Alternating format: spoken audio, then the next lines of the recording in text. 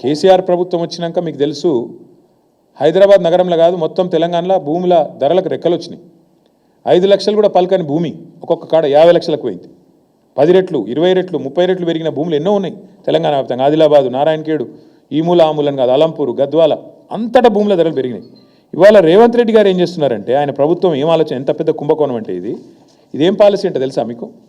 ఈ 9292 ఎకరాలు వీళ్ళు ఏం చేస్తారట అంటే, మా గవర్నమెంట్లో మేమున్నప్పుడేమో 100% SRO రేట్ చెల్లించాలా ఒరిజినల్ అలాటీ చేతిలో ఉంటే, ఒరిజినల్ అలాటీ చేతిలో కాకుండా ఇంకోటి చేతికి పోతే 200% అని పెడితే, రేవంత్ రెడ్డి ఏమంటున్నాడు, కేవలం అప్లికేషన్ పెట్టుకుంటే వారం రోజులనే పర్మిషన్ ఇస్తారట.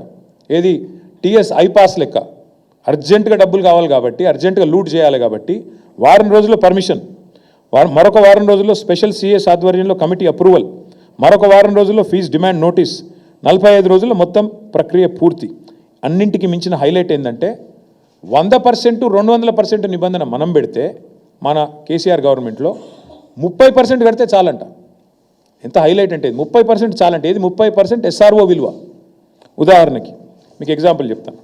అజామాబాద్లో ప్రస్తుతం SRO విలువ, SRO వాల్యుయేషన్ 32,000 రూపాయలు ఉంది.